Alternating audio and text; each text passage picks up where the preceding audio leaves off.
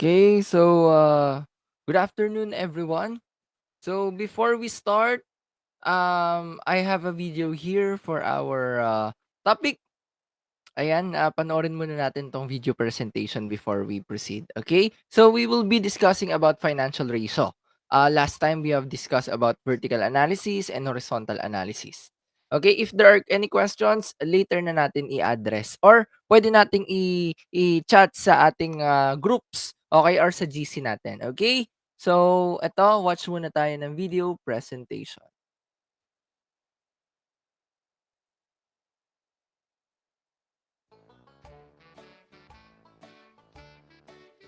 Financial ratio analysis explained in 3 minutes.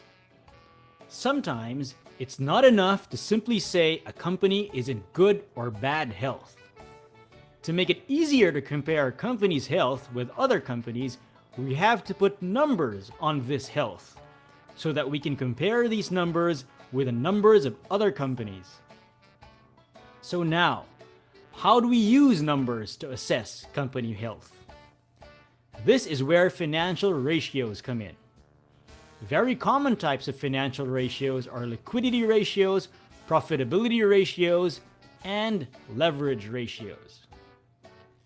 Liquidity ratios can tell us how easily a company can pay its debts so that the company doesn't get eaten up by banks or other creditors. An example of this is the current ratio. This tells us how much of your company's stuff can be easily changed into cash within the next 12 months so that it can pay debts which need to be paid also within 12 months. The higher your current ratio is, the less risky a situation your company is in. Now, moving on. Profitability ratios can tell us how good a company is at making money. An example of this is the profit margin ratio. This tells us how much profit your company earns compared to your company's sales. Normally, a higher number is better because you want to earn more profit for every $1 of sales that you get. And finally, what about leverage ratios? These can tell us how much debt the company is using to make the company run and stay alive. An example of this is the simple debt ratio. This tells us how much percentage of a company's assets are paid for by debt. Normally, a company is considered safer when the debt ratio is low. Note that this was just a very simple overview. There are a lot more financial ratios and many different ways of using them, plus a lot of problems and disadvantages in using them as well. Would you like to super easily learn more about many financial ratios with even deeper analysis and detail? Check out my free videos at mbabullshit.com. Okay, so let's start our discussion about financial ratios. Okay, again, last time we have discussed vertical analysis and horizontal analysis. So, yung mga nakapag-exam na sa vertical or horizontal analysis, through the blue book, hindi na kailangan mag-exam for this Friday sa Blackboard, hindi na kailangan mag-exam or quiz. Okay? Teka lang.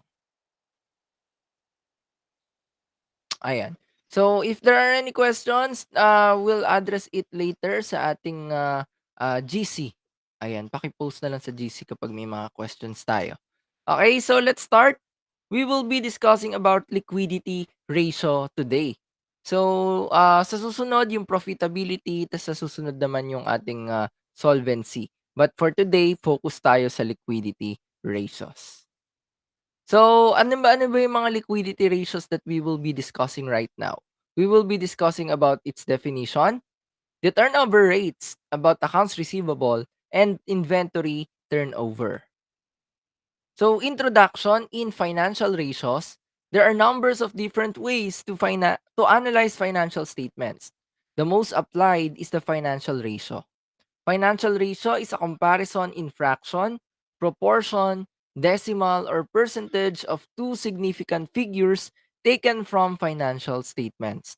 It expresses the direct relationship between two or more quantities in the statement of financial position and the statement of comprehensive income of a business firm.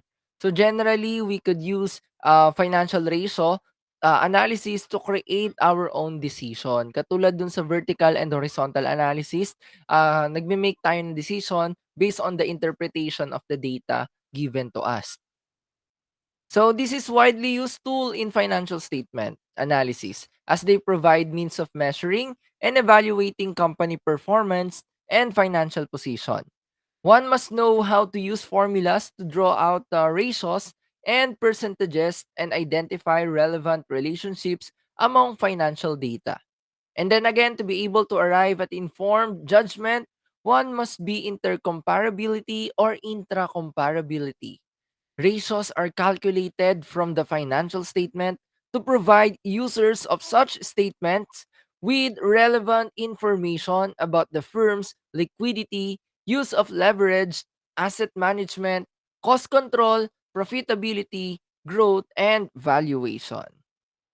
So for today, we will be focusing on liquidity. As mentioned earlier, kailangan may point of comparison tayo when we create our financial statement analysis. Hindi pwedeng one year lang, hindi pwedeng company mo lang. You should have a point of comparison to determine whether you are increasing or not. So in liquidity, so when we say liquidity, this is the ability of the company to convert its asset into cash. So liquidity is the ability of the business to efficiently manage working capital and ensure that there is an adequate assets to cover for its current obligations as they fall due. Liquidity is arrived at by comparing the current assets and current liabilities and computing for number one, working capital, number two, current ratio, and number three, the asset test ratio. Okay? So, dito natin kino-compute whether the company could pay off its current obligation by having our current working capital, current ratio, and asset test ratio. So, usually, ang ginagamit lang naman natin dito are the current assets. Ano-ano ba yung mga current assets? Katulad nung na-discuss natin last time, di ba? Yan yung ating cash, accounts receivable, inventory, marketable security, ayon. Okay? So always, remember its format. Para kapag nagko-compute tayo, especially sa mga word problems, hindi tayo malilito. So first one, we have the working capital. So accordingly, it is the difference between the current assets and current liabilities.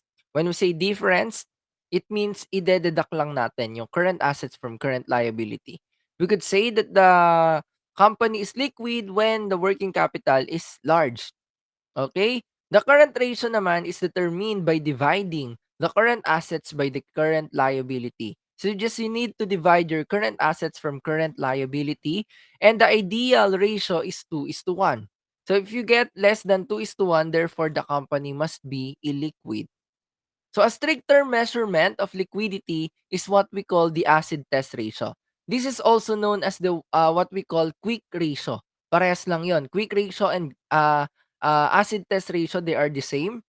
So this is computed by dividing the quick assets divided by current liability. The composition of the quick assets are the following: the cash and cash equivalents, receivables, and marketable securities only.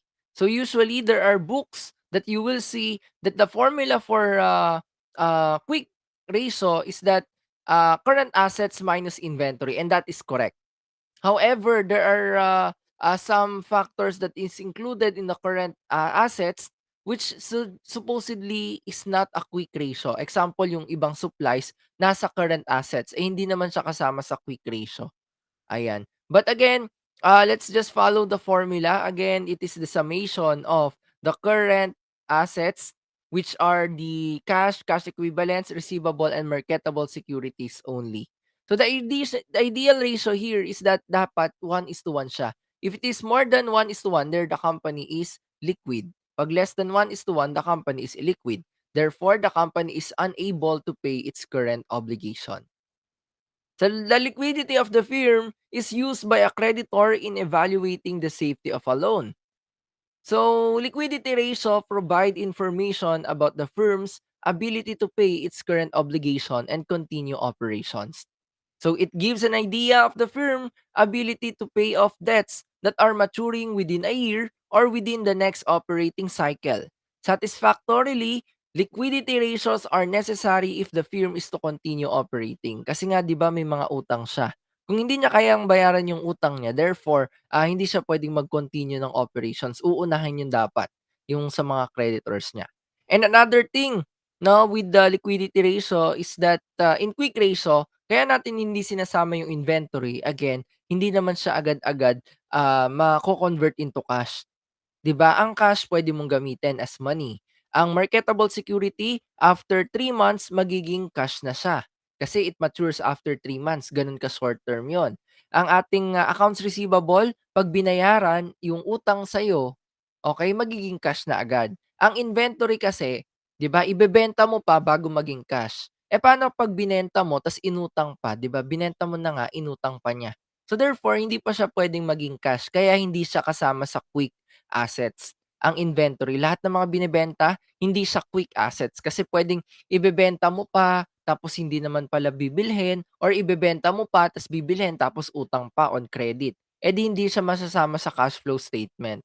So, that's why, it is not a quick asset, okay? So, this is the sample, problem. So, in 2016, the company earns the current assets of 1,852,500, assuming 'no, may financial statement ka diyan. Dineduct lang yung current liabilities niya in 2016. So you'll get the working capital of 1,269,300. So in 2015, similar, you just need to deduct the current assets from current liability. 1,422,000 minus 476,800 and you'll get 945,200. So this is the working capital. So as you see here, in 2015, the working capital increased. Therefore, we could conclude that the company is doing great in terms of its liquidity and can pay its current obligation. Okay? So, again, hindi naman ganito kadali ang magiging, quiz natin. Ang magiging quiz natin of course, magpo-provide ako diyan kasama ba 'to sa current assets, kasama ba 'to sa, current liabilities. Then iko-compute niyo pa kung ilan yung current assets at current liability before arriving in a working capital. Okay. Next one, we have the current ratio. So the current ratio is just dividing the current assets to current liabilities. Similar, dito naman i-divide siya. So after division, wala ka nang imu-multiply sa 100 because this is not a percentage. Okay? So ano siya, ratio. So, is to one lalagyan mo palagi ng is to one diyan. So, you'll get 3.18 when you divide the 2016. So, this is higher than 2, which is the ceiling rate, 'di ba? 2:1 is our ceiling rate. So, therefore, we could say that the company is also liquid in terms of the current ratio because its current ratio is higher than 2:1, getting a 3.18 from 2.98 in year 2015. Ayan yung interpretation. Okay, you could always read the interpretation on how the analysis has been formulated. So another computation is what we call the quick ratio or also known as the acid test ratio. With the acid test ratio, you just need to remove the inventory or you just need to add the factors, the cash, accounts receivable, and marketable security. Then you'll get the quick ratio. So, our quick asset. So, for instance, the quick assets is 1,100,000. You just need to divide it from current liability and you'll get the quick ratio. So, again, the ceiling rate for quick ratio is 1:1. So, coming from the solution that we got here, this is above 1:1, therefore the company must be liquid. Okay? So, next one, we'll have the turnover rates. So, complementing the liquidity ratios are the turnover rates. It signifies efficiency in using the resources. Turnover gives you the number of times resources are used to generate revenue. Inefficient use of assets can adversely affect liquidity. The receivable turnover is a measure of efficiency in collection, which would greatly affect the liquidity position of the company. The inventory turnover for merchandising concern is a measure of efficiency in using the merchandise, which would also greatly affect liquidity and profitability. The asset turnover is a measure of efficiency in using all the company resources in generating revenue. The more turnovers, the more quickly cash is collected, which in turn is used to buy more merchandise. The more times merchandise is bought and sold, the more times revenue is generated. With more revenues generated, if costs and expenses are managed efficiently, the greater profit is obtained, and the higher is the return on equity, and also the business becomes more profitable. In short, when we say turnover rates, we will be seeing here how the receivable was collected, how fast the receivable was collected, and how fast the inventory was sold to the market and converted into cash. So that's what we are computing in turnover rates. Let's have an example here on accounts receivable. Again, on accounts receivable, we need to determine the days for its collection. How many days will you be collecting the debts from your clients? So to compute with this one, you just need to divide the credit revenue. Again, credit revenue is also known as credit sales. Hindi naman sila magkaiba. Parehas lang yon. So saan ba nakikita ang credit sales? Usually sa income statement. Then sa income statement, you'll see the net sales. Sometimes it is not indicated whether it is an credit sales or cash sales. If it is not indicated, kung sa ay credit sales lang, ay sa ay net sales, yun yung gagamitin natin. Okay? Again, kung hindi indicated sa problem that the credit revenue is net sales lang, net sales ang gagamitin. Pero kapag sa problem, nakakita kayo that the credit sale is 25% of the net sale, imu-multiply nyo ngayon yon. O kaya minsan nakalagay, cash sales is 80% of the net sales. So kung 80% ang cash sales, 20% is the credit sales. So credit sales kasi ang titignan natin dito. Kasi nga, titignan natin kung gaano kabilis ang pagkolekta natin ng money from our sales. Hindi pwede yung may pera ka na isasama sa computation, kaya yung credit sales. Again, credit sales divided by average receivables, and receivables is seen in the financial position or the balance sheet. Okay? So average receivable, from the term itself, average, you just need to add or sum up the two values, the 2 year, then divide it by 2. For instance, in 2016, it has 250,000 accounts receivable. In 2015, it has 130,000. So, i-add up lang natin, you'll get 380,000 divided by 2. That's the average receivable for 2016. However, in 2015, since one value lang naman 'to, wala siyang 2014 value, yun na mismo ang average receivable natin. Hindi ka na kailangan mag-divide dito or i-add up pa kasi wala ka namang i-add talaga, walang 2014 data.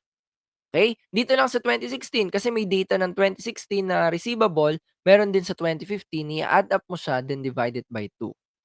Now, when you get the average receivable, okay, you need to compute the turnover rates. Gaano ba kabilis ang turnover natin? So you just need to divide the what you call this, credit revenue, assuming the credit revenue is 1,630,625 by the average receivable that you get, that's 190,000, and you'll have 8.58 times. In 2015, of course, the assumption is you have the credit revenue of 1,410,500 divided by 130,000, which is your average receivable, and you'll get 10.85 times. Pero hindi pa diyan nagtatapos 'yon. Of course, you need to determine the number of days where the assets or the accounts receivable was collected. So, of course, we'll use 365 days. There are books which use 360. So, tayo kasi we want to be accurate kaya 365 days ang gagamitin natin because this is equal to 1 year. So, yung ibang book 360 but we will be using 365. So, medyo malilito kayo sa ibang books kasi iba-iba. So, i-follow natin kung ano yung i-discuss ko. Okay? So, to compute for the days collection, this is also known as the average age of receivable or number of days of receivable or collection period.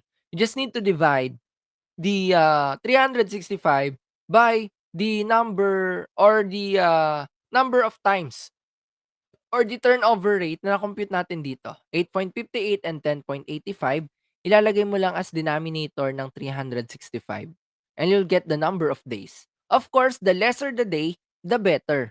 Bakit? Kasi mas maikli yung oras, mas maikli yung time, mas madali yung collection natin.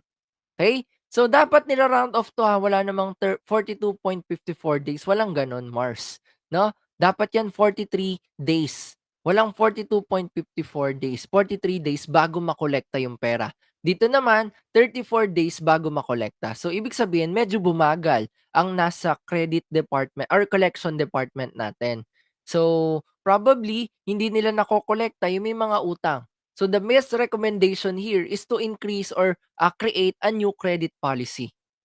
Okay, kasi nga, nagsa dito si finance, hindi niya nakokolekta. So, kailangan nating gandahan pa yung credit policy ng isang company para, yung collection part sa department nila hindi gano'n katagal. So, mapapabilis natin from 2015 to 2016. So, that's how we interpret this data. Next one, we have the inventory turnover. Similar with the accounts receivable turnover, doon collection, dito naman gaano kabilis siya nabebenta. So the inventory informs us of the number of times inventory is replaced or is being sold. The more times it's replaced, the more times profit cycle is repeated, and the more profitable the business is. Expensive items like jewelry normally has a low turnover period. Necessity goods and perishable goods like food and grocery items normally has a high turnover. Okay, so ibig sabihin niyan mas mabilis kasi kapag less yung, amount of money pagka yung price is mababa, 'pag, necessity yung binebenta natin. So mas mabilis ang turnover, mas nabebenta siya kaysa yung mga expensive items or luxury items natin na medyo matagal ang turnover bago siya mabenta. Okay. So, yan yung ating, iko-compute for today. We have the average inventory. So, from the term itself, average, ipag-a-add mo lang yung 2 year and divided by 2. So, which in this case, meron tayong value ng 2016, that's 707,500 and in 2015, 600,000. Again, this is given and according to the financial statement. So, i-divide mo lang by 2 sa 2016 and you'll get 653,750. In 2015, of course, wala kang point of comparison in 2014, so as is mo siya ilalagay. Next one, to compute for turnover, you just need to divide the cost of sales from average inventory. The cost of sales is also known as the cost of goods sold. Parehas lang yon, the CGS. Makikita ito sa income statement. Again, income statement, andun yung cost of sales. Katabi niya yung net sales palagi. Ide-deduct yun para makuha mo yung gross profit eh. Cost of sales, cost of goods sold, iisa lang yan. I-divide mo sa average inventory na kinompute natin kanina. So assuming the cost of sales is 2,275,000 divided by the average inventory that you have computed, you'll get 3.48 times. While in 2015, you'll get 3.14 times. Now, of course, how many days will you be selling the product? Gaano ba kabilis? This is what we call the holding period or the average sale period. Also as average age of inventories or number of days inventories. Pare-pares lang yon. Okay, to compute for this one, you just need to divide 365 by the turnover. So again, 365 ang gagamitin natin. Baka yung iba nagre-research, 360 ginamit sa internet. Okay naman yun. Kaya nga minsan, di ba, ang problem ng mga company, iba-iba yung ginagamit nating data. Kaya hindi comparable kapag magkaiba yung company. Kasi minsan, ito yung ginagamit niyang year, yung iba, ito naman yung ginagamit niyang year. Pero tayo 365 ang gagamitin to be accurate. So 365 divided by the turnover, you'll get 105 days. And also in 2015, you'll get 116 days. So therefore, we could say that mas mabilis ang ating selling. So therefore, the sales department are really good in selling their product. So this is credibility or the the success of the marketing department. Kaya mabilis ang kanyang turnover, mabilis nabebenta ang product niya. Okay? So, kasi tignan niyo 'no, in 2015, 116 days. So, this is almost like 3 months or 4 months na siya, okey? While dito sa ating 2016, 3 months lang niya nabebenta at kalahati, mas mabilis. So, mas magaling ang, marketing natin kaysa kay finance. So, 'yan. So, you could read the interpretation of this one, of the inventory turnover. Ayan, let's proceed with the asset turnover. So the total asset turnover is a measure of the efficiency of management to generate sales and thus earn more profit for the firm. So to compute for asset turnover, you just need to divide the revenue, which is seen on the income statement. Again, revenue is just the same with sales. So revenue and sales is just the same. I-divide mo lang sa average total assets and you'll get the asset turnover. Average total assets, again, from the word itself, average, isasum up mo lang yung 2 years divided by 2, then gagamitin mo yung, average total assets natin sa turnover natin by the sales divided by turnover, you'll get the turnover rate. Ayan, hindi siya katulad nung, ating, may number of days bago siya ano, magamit, iba naman ito. Okay? So with that, thank you very much for listening and I hope you learned something. So happy Halloween everyone and wishing you all a night of thrills and chills. See you again next meeting. If you have any question, always address in our group chat. That would be all. Thank you very much. You may now leave this group. Bye-bye.